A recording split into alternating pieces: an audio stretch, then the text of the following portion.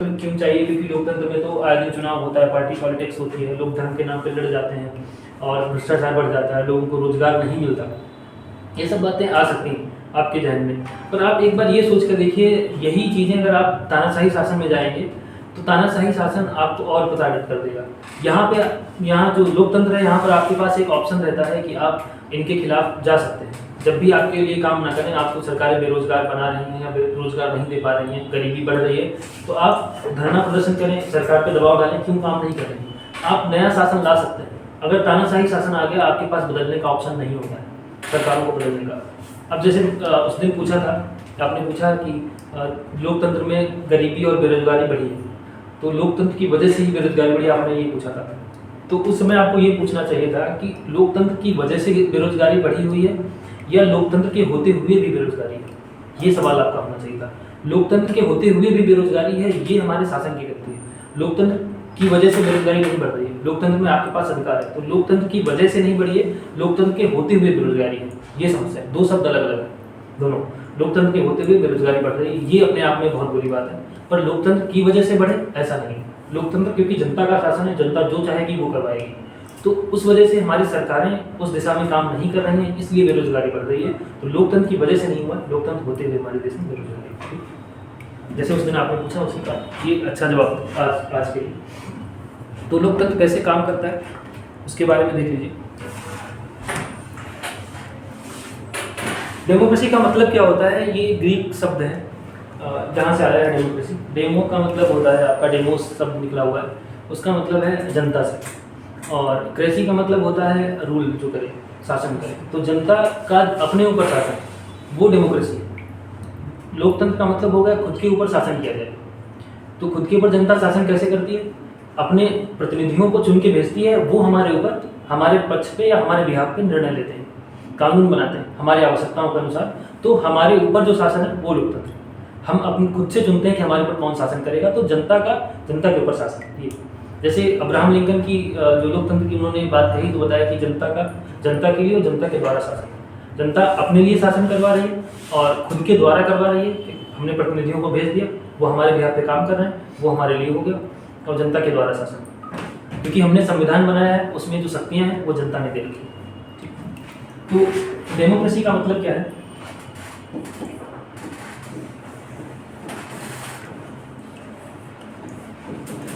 ये ग्रीक शब्द है, ग्रीक वर्ड से आया है डेमोक्रेसी, और इसमें दो शब्द हैं। ग्रीक में इसको डेमोस, ये ऐसे आप डिवाइड दो शब्दों से मिलकर बना है लोकतंत्र। तो पहला शब्द है डेमोस, जो डेमो है उसको डेमोस शब्द से निकला हुआ है। इसका मतलब होता है जनता से, लोगों से। और दूसरा शब्द है यानी पीपल्स, और दूसरा शब्द है क्रेसी। तो ये जो क्रेसी शब्द है, इसको ग्रीक में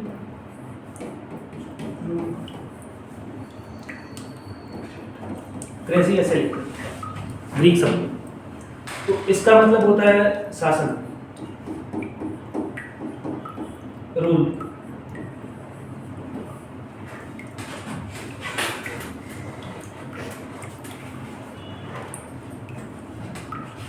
ठीक, डेमोस और क्रेसियस, इसका मतलब ये होगा जनता, और इसका मतलब हो गया शासन का, रूल का।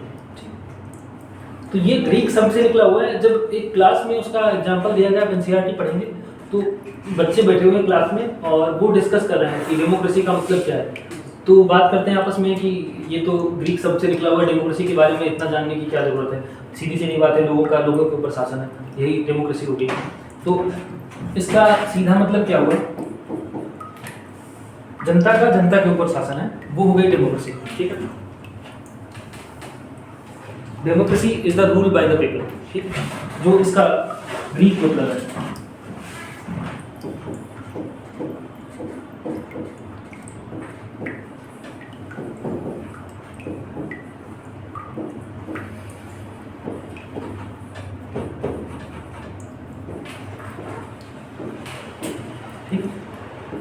लोकतंत्र जनता का शासन है हिंदी में, इसका अर्थ ये होता है ग्रीक में डेमोक्रेसी का मतलब। वहीं से ये शब्द लिया गया और हिंदी में जिसको लोकतंत्र हम कहते हैं।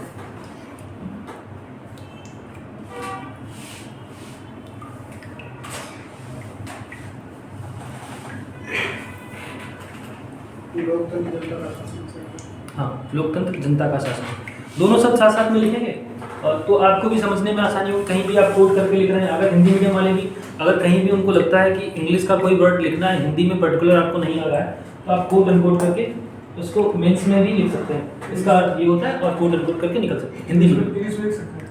हाँ, इंग्लिश में अगर कोई शब्द, ये नहीं कि आप पूरा लिखते हुए जा रहे हैं फिर तो दिक्कत होगी, कोई शब्द विशेष आगे आपको नहीं आ रहा है, अब आपको लिखना है कि उस ग्रीक में इसको डेमोक्रेसी को क्या बोलते हैं, तो ये मैंने यहाँ डिवाइड किया, ऐसा कुछ है ठीक, दोनों का अलग अलग बताया आपको। तो आपने लिखा है डेमोस लिख दिया, आप हिंदी में लिखिए या फिर इंग्लिश में ही ऐसे आप कोड अनकोड कर दीजिए। ग्रीक में डेमोक्रेसी का अर्थ है डेमोस, जिसका मतलब है लोगों का शासन यानी जनता, और क्रेसी का मतलब हो गया ये, आप इसको कोड अनकोड कर दीजिए क्रेसी, इसको इंग्लिश में लिख दीजिए। तो जो शब्द ऐसे हैं जो नहीं लिख सकते उनको इंग्लिश में लिख दीजिए, और अगर हिंदी में लिख पा रहे हैं तो अच्छी बात।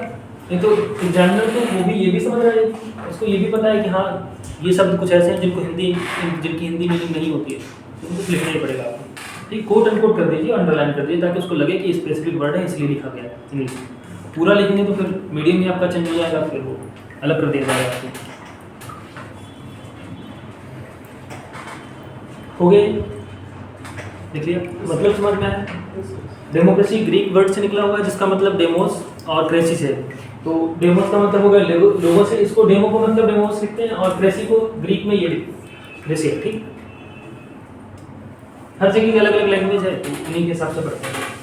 और ये वहाँ का यूनान का क्यों ऐसा वर्ड था, क्योंकि वहाँ पे शुरुआत हुई थी, जो अरस्तु प्लेटो जैसे लोग थे जिन्होंने राजनीति की शुरुआत की, वो सारे यहीं से बिलोंग करते थे, और उनके अनुसार ये होता था कि जो लोकतंत्र है वो सबसे घटिया शासन, उनका मानना था। पर घटिया शासन में अभी तक के उपस्थित शासनों में सबसे बेहतर है, सबसे घटिया है, लेकिन जो शासन के प्रकार हमारे सामने उपलब्ध है, चाहे राजशाही हो या तानाशाही हो या फिर सैनिक शासन हो, उन सब में सबसे बेहतर लोकतंत्र है।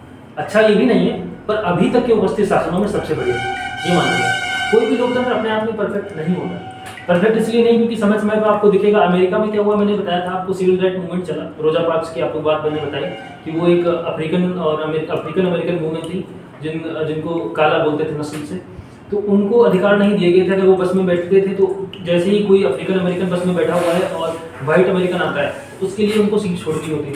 तो रोजा पार्क्स ने जब वो सीट छोड़ने से मना किया, उसके बाद सिविल राइट मूवमेंट चला। अमेरिका में भी सबको सार्वभौमिक मताधिकार नहीं था।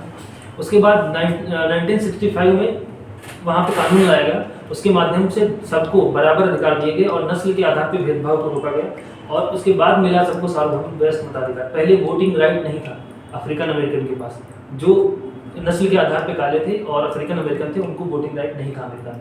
ये 1965 के बाद मिला उनको।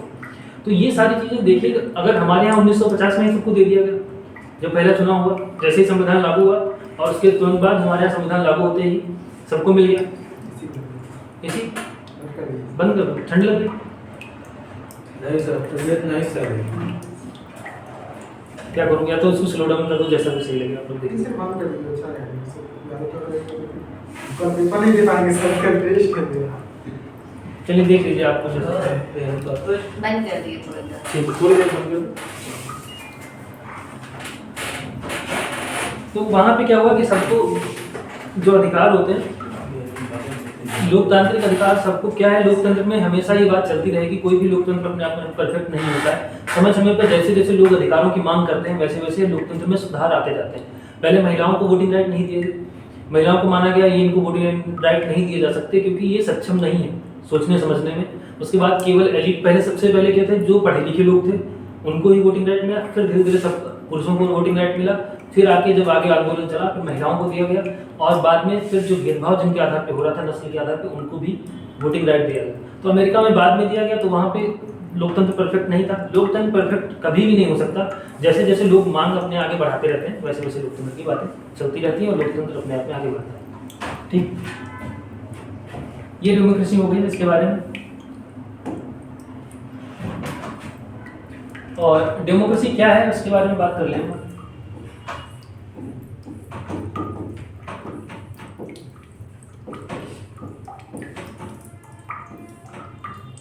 क्या है डेमोक्रेसी, किसको कहेंगे डेमोक्रेसी, बताइए। ये आपने बताया सर, आम इनकम में जो सर मतलब बात बोली सर, जनता जनता जनता मतलब जनता की जनता द्वारा जनता को हाँ, जनता के लिए अपने ही द्वारा किया गया जो शासन है वो डेमोक्रेसी है। तो डेमोक्रेसी में क्या क्या उसके एलिमेंट होते हैं वो बताएं। क्या डेमोक्रेसी का मेन फंडामेंटल क्या होता है जो डेमोक्रेसी का मेन फंडामेंटल होता है जैसे वोटिंग राइट। सबसे पहले सर वो वोटिंग राइट डेमोक्रेसी किसे कहा जाएगा, किसे लोकतंत्र कहा जाएगा, उसके क्या क्या लक्षण होंगे कि हम डेमोक्रेसी कहें।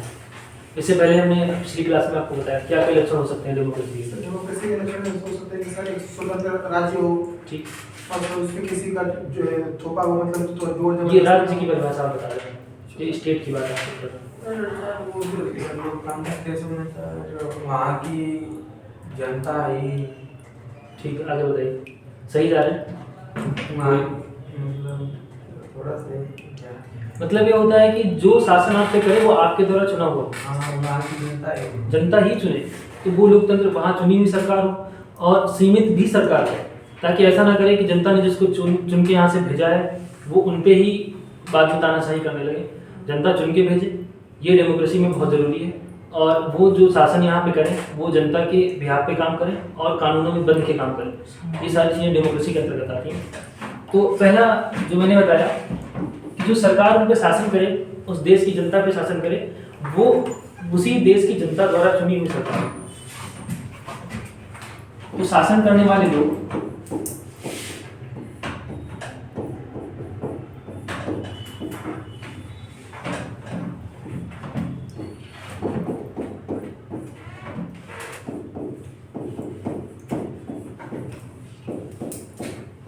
जनता द्वारा चुने गए हैं।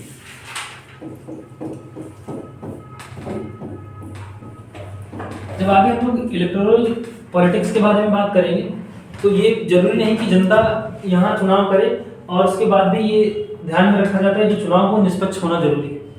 पता चले चुनाव हुआ और दिया वोट किसी और को और वोट किसी और को चला गया, ये धांधली चुनाव में हो जाए तो ये जनता के अधिकार का हनन होगा। हमने जिस सरकार को चुनने की कोशिश की वो सरकार ही नहीं है। तो लोकतंत्र के लिए जरूरी है कि निष्पक्ष चुनाव होना भी जरूरी है।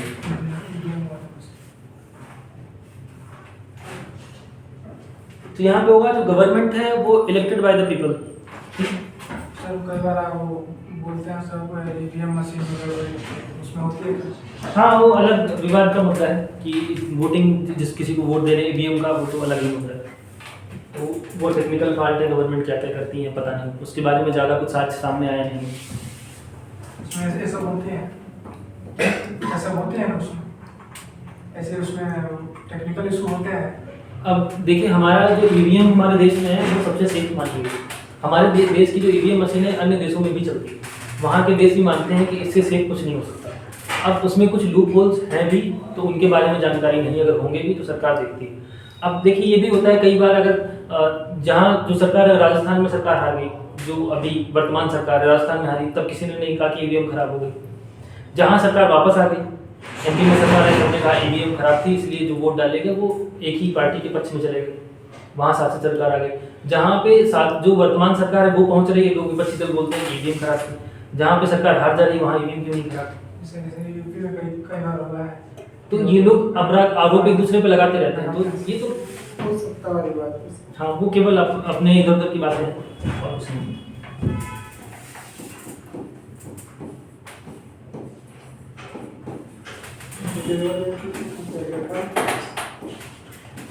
Government is elected by the people, वहाँ की जो सरकार है उनके द्वारा चुनी हुई होती है। ये जरूरी है, ये सबसे फंडामेंटल चीज़ है एक लोकतंत्र के लिए। अगर वो सरकार चुनी हुई नहीं है तो लोकतंत्र के लिए फिर मतलब ही क्या लोकतंत्र का है। लोकतंत्र का मतलब ये है कि चुन के सरकार जाए जो उन पर शासन करे।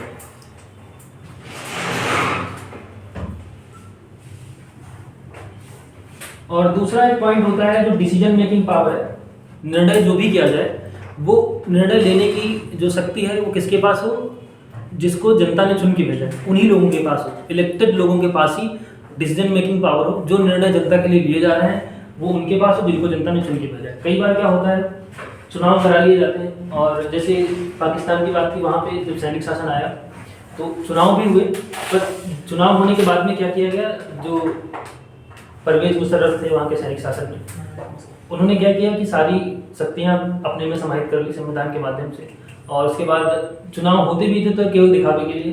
तो माना गया कि वो चुने हुए शासक नहीं है और डिसीजन मेकिंग पावर उनके पास है, तो वो जो भी निर्णय लेंगे वो जनता के आधार पर नहीं लेंगे, क्योंकि उसके प्रति उत्तरदायी नहीं है, जो मन करेगा वो करेंगे। तो डिसीजन मेकिंग पावर किसके पास होनी चाहिए? जनता डिसाइड करती है लोकतंत्र में, जो उनके द्वारा चुनाव गया। ऐसा ना हो कि डिसीजन मेकिंग पावर किसी और को मिल गई जो जनता द्वारा चुना नहीं है। पता चले कि प्रधानमंत्री तो जनता से चुन के गया, पर राष्ट्रपति या राजा को जनता ने नहीं चुना, अब उसके पास ज़्यादा पावर है, वही निर्णय ले रहा है। तो निर्णय लेने की शक्ति होनी चाहिए थी प्रधानमंत्री को, पर निर्णय कौन ले रहा है? राजा ले रहा है। तो राजा का निर्णय लेने लगेगा तो वो जनता द्वारा चुन के नहीं है, वो जनता के हितों का ख्याल रखेगा नहीं, तो कुछ भी कर सकता है। तो वो ध्यान में भी रखा जाता है कि डेमोक्रेसी में जो शासन है, जो भी निर्णय लिए जाएं वो जनता द्वारा चुनी गई सरकार के द्वारा हो, और जो प्रतिनिधि चुन के गए वही निर्णय। ठीक है। निर्णय की क्षमता मतलब निर्णय की क्षमता या अधिकार, जो भी लीजिए। निर्णय लिखने से डिसीजन मेकिंग का मतलब होता है, और एक तरीके से क्या बोल सकते हैं डिसीजन मेकिंग में?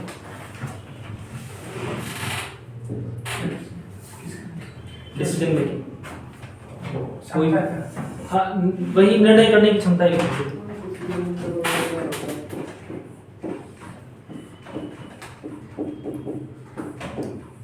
निर्णय करने का अधिकार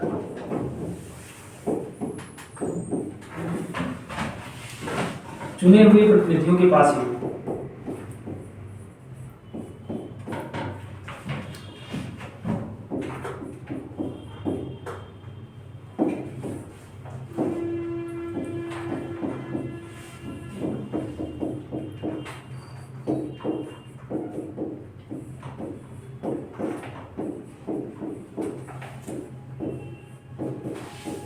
कोई भी कानून बन रहा है, कुछ भी बन रहा है, जो भी जनता के लिए निर्णय लिए जाएं शासन में, उन पे केवल और केवल चुने हुए जो प्रतिनिधि हैं जनता के, उन्हीं को अधिकार होना चाहिए, ताकि जनता उनसे दोबारा पूछ पाए कि आपने जो भी निर्णय लिए वो किसके आधार पर लिए।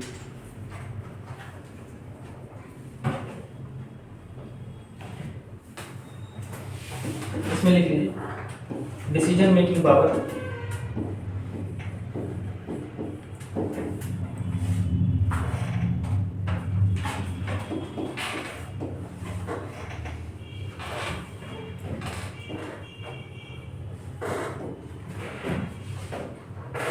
must be rest with the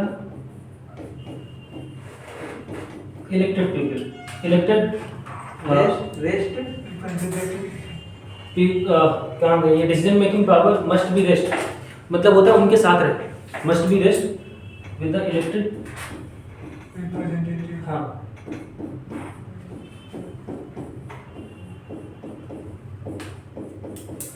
ये आगे लिखना है रिप्रेजेंटेटिव। ठीक है। Decision making power must be rest with the elected representative, उनके साथ होनी चाहिए। ये बहुत जरूरी है, इसलिए मैंने मस्ट बी इसमें लिखा। मस्ट बी वहां लगता है जहां बिल्कुल आवश्यक हो, उसके अलावा कुछ नहीं हो सकता, कि जरूरी ही है। ये हो जाए तो बताना। क्या ये हो गया? नोट कर लो। दूसरा हो गया फ्री एंड फेयर इलेक्शन की मैंने बात की। इसके बाद जो ऑप्शन आएगा फ्री एंड फेयर इलेक्शन, मतलब निष्पक्ष चुनाव। ऐसा ना हो चुनाव में धांधली हो जाए और जनता ने जिसको चुन के भेजा दूसरा पहुंच गया, तो चुनाव में धांधली नहीं होनी चाहिए। ये फोर्थ था या थर्ड था सर? तीसरा। Free and fair election.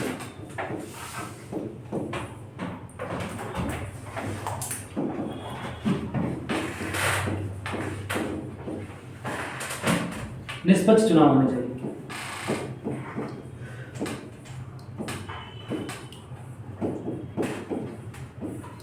जब चुनाव निष्पक्ष होते हैं तब जनता का विश्वास भी होता है लोकतंत्र में भी, उन संस्थाओं के प्रति। Free and fair election.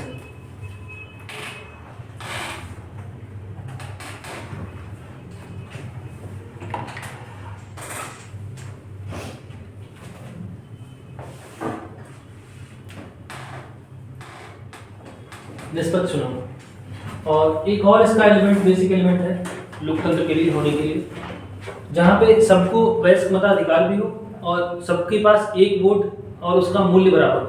1 vote 1 value, ये वाली बात चले। सबके पास एक वोट हो, ये नहीं कोई अमीर है तो उसको उसकी वोट की वैल्यू ज़्यादा दे दी गई और गरीब है तो उसको कम वोट की वैल्यू दी गई। जैसे पहले टॉपिक में हमने पढ़ा था क्लास 6 के एनसीईआरटी में 7th के साथ सुजाता और कांता के बारे में।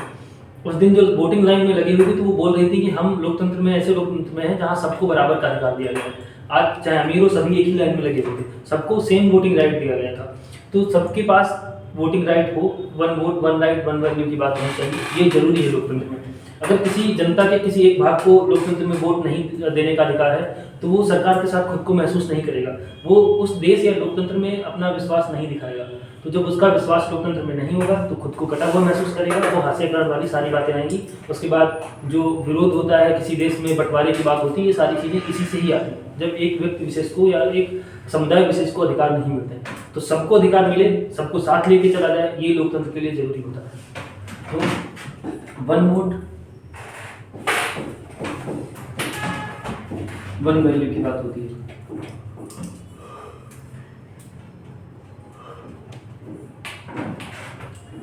ये सार्वभौमिक वयस्क मताधिकार की बात पूरी, वन वोट वन वैल्यू, जो सबका मत का मूल्य समान, ठीक, सबको समान मत का अधिकार।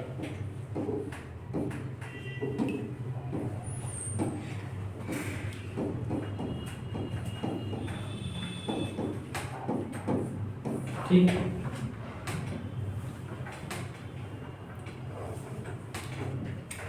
प्रत्येक व्यक्ति के बारे में बात कही जाती है, समान मत का अधिकार होना चाहिए प्रत्येक व्यक्ति को,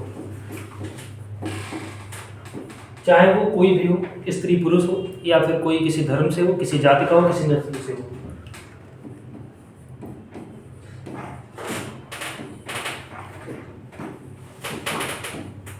वन वोट वन वैल्यू, और हर एक व्यक्ति को प्रत्येक एवरी पर्सन है तो वन वोट वन वैल्यू, ठीक है।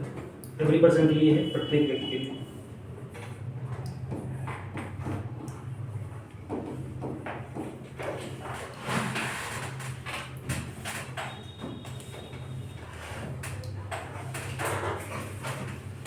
अगला एक और इसका लक्षण होता है, मैंने बताया कि जो लोकतांत्रिक सरकार होनी चाहिए वो लिमिट में काम करना जरूरी है। उसके पास इतनी शक्तियां ना आ जाए कि वो जनता के अधिकारों का अतिक्रमण करने लगे। तो उस लिमिट में रखने के लिए जनता ने क्या बनाया है, एक लोकतांत्रिक देश में संविधान। उस संविधान में अधिकार है, तो जो भी सरकार काम करे वो संवैधानिक कानूनों के अंतर्गत रह के काम करे और अधिकारों को ध्यान में रखते हुए काम करे।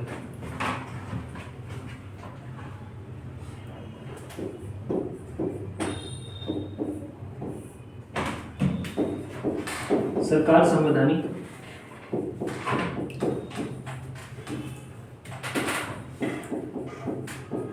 क्लास एक ही है, क्या क्लास एक ही, दो क्लास।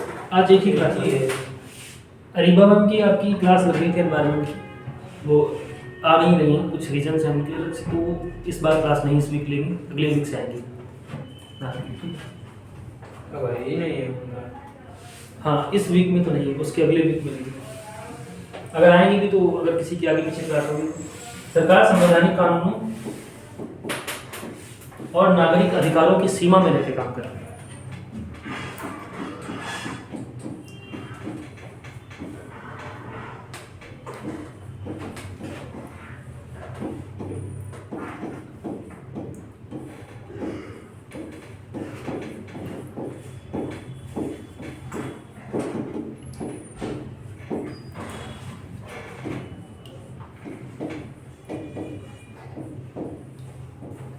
ये बहुत इंपॉर्टेंट लाइन है। सरकार जो भी बने, लोकतांत्रिक सरकार है तो वो सरकार संवैधानिक कानूनों और नागरिक अधिकारों की सीमा में रहकर काम करना जरूरी है। अगर सीमा में सरकार नहीं होगी, लिमिट में नहीं रहेगी, तो फिर तानाशाही शासन करने लगेगी। तो कोई भी अगर सोचो ये चुन के गया और इतने संविधान में उस पर लिमिट नहीं लगाई गई और उसको इतने अधिकार मिल जाएंगे, वो संविधान ही बदल दे, संविधान बदल दे तो तानाशाह बन जाएगा शासन में जाते ही।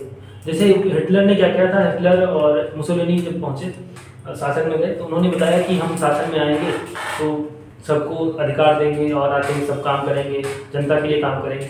जनता ने इस बेस पे उनको चुन के भेजा, क्योंकि वादे किए थे ऐसे, जनता ने चुन के भेजा, जाते ही संविधान बदल दिया था इसका कि अब सारी शक्तियाँ एक व्यक्ति के अंतर्गत रहेंगी और उसके बाद उनको दोबारा नहीं चुना जाएगा, वो जब तक जिंदा है तब तक शासन करेंगे। ऐसी चीज़ें जब ला दी जाए, संविधान आसानी से बदल दिया जाए तो वो तानाशाही करने लगते हैं। फिर कितनी जनता प्रताड़ित हुई थी आप इतिहास में पढ़ते हैं कि यहूदी जो वहाँ का अलग धर्म था उनको कैसे प्रताड़ित किया गया, मारा गया, वहाँ गैस चैम्बर बना दिया था, उसमें उनको डाल दिया जाता था गैस चैम्बर में, मार दिया जाएगा। तो ये क्यों हो रहा था? क्योंकि सरकार जनता से कुछ अलग वादे करके आई और संविधान में उसने बदलाव कर दिया और कुछ सारी शक्तियाँ एक अपने में समाहित कर दी संविधान में बदलाव करके। ऐसे ही चीन में हो रहा है। चीन में क्या हुआ कि वहाँ जब तक सी जिनपिंग जिंदा है तब तक राष्ट्रपति रहेंगे। पुतिन ने सेम किया रशिया में। तो वहाँ संविधान बदलना आसान है, पर हमारे देश में संविधान के जो मूलभूत तत्व हैं उनको बदलना आसान नहीं है, बदलाव किया भी नहीं जा सकता। ये कुछ ऐसे कानून हैं, संविधान में कुछ ऐसे पार्ट रखे गए हैं जिनको फंडामेंटल घोषित किया गया है, जिन पे ऐसा कर दिया कि उनको आप बदल नहीं सकते। तो उसमें से एक ये जो मूलभूत अधिकार हैं इनको बदलना भी संभव नहीं है हमारे देश में। तो अगर बदलाव कोई करता भी है तो उसके लिए बहुत जटिल प्रक्रिया है। तो उस इतनी जटिल प्रक्रिया से गुजरना किसी भी सरकार के लिए असंभव एक तरीके से है। पहले आप लोकसभा में उसको पारित करवाइए, बिना बहुमत के आप पारित नहीं करा सकते। लोकसभा में आपके पास जितने लोग उपस्थित हैं उसका 2/3 बहुमत होना चाहिए। उसके बाद फिर राज्यसभा में वो कानून जाएगा, वो पास होना चाहिए संशोधन प्रस्ताव, वहाँ से पास होकर फिर राष्ट्रपति के पास जाएगा। इतने चेक एंड बैलेंस हमारे यहाँ कानून में लगा रखे हैं, हमारे संविधान में लगा रखे हैं, तो सरकारें बदल ही नहीं सकती। इसलिए हमारे देश में लोकतंत्र स्थायी रूप से काम कर रहा है। ये एक मेन कारण है, क्योंकि सरकार के ऊपर इतनी सीमाएं लगाई गई हैं, नहीं तो अगर नहीं होता तो लोकतंत्र हमारे यहाँ स्थायी रह ही नहीं पाता। तो ये जरूरी था, इसलिए सरकारें संवैधानिक कानूनों के अंतर्गत और नागरिक अधिकारों की सीमा में रहकर काम करती हैं। ठीक है, ये हमारे संविधान की बेसिक स्ट्रक्चर है। ये अगर बेसिक स्ट्रक्चर को कोई बदलने का प्रयास करेगा तो हमारी न्यायपालिका रोक देती है। ये अधिकार न्यायपालिका के पास है कि हमारे संविधान में बेसिक स्ट्रक्चर जो आधारभूत ढांचा है उसको बदला ना जाए। ठीक, तो सरकारें बदल नहीं सकती, इसलिए लिमिट लगाई गई सरकारों के। इंग्लिश वाले हिंदी इंग्लिश दोनों में लिखेंगे तो आपको समझ में अच्छे से आएगा। इंग्लिश में लिख लीजिए, अगले पेज पे लिखते हैं, इधर लिख लीजिए।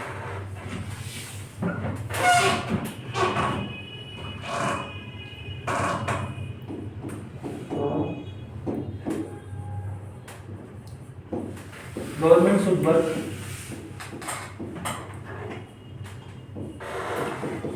with the limits of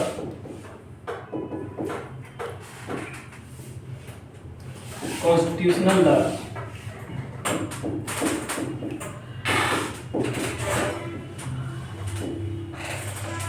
संवैधानिक कानून, constitutional laws and civilian rights, नागरिक अधिकारों के तहत।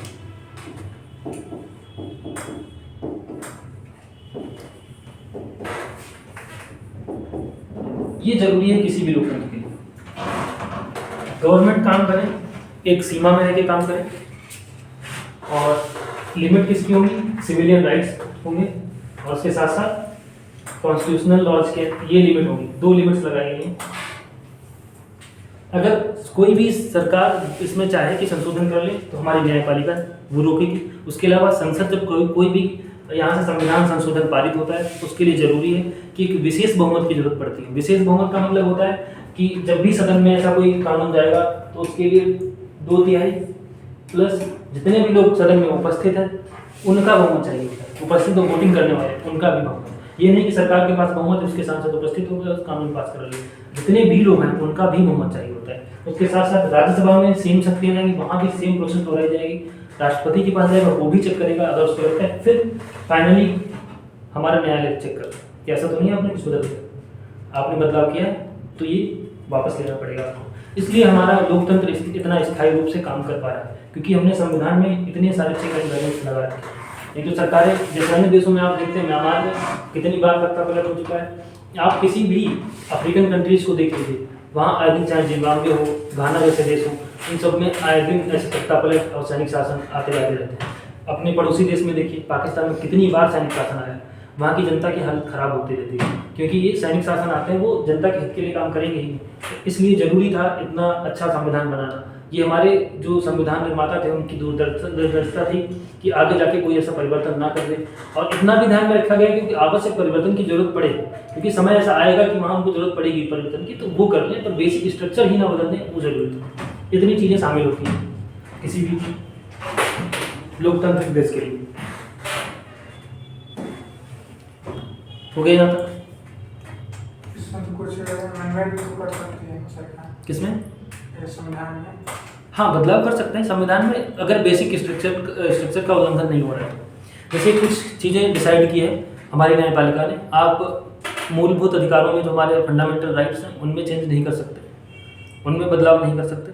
और उसके अलावा अगर कोई भी संविधान संशोधन की जो प्रक्रिया है उसको भी नहीं बदल सकते। इतनी जटिल प्रक्रिया बनाई कि आर्टिकल 368 शायद है, और उसको आप सोचें ये बदलने के लिए कि आप जो संविधान संशोधन का अलग से भाग दे रखा है कि कैसे संविधान में संशोधन होगा, आप उसी भाग को ही बदल दें कि संविधान संशोधन करना आसान बना दें, तो उस भाग को भी आप नहीं बदल सकते। इस पर भी रिस्ट्रिक्शन लगाया गया। तो ये सारी चीज़ें ध्यान में रखी गई हैं संविधान में, ऐसे कोई नहीं।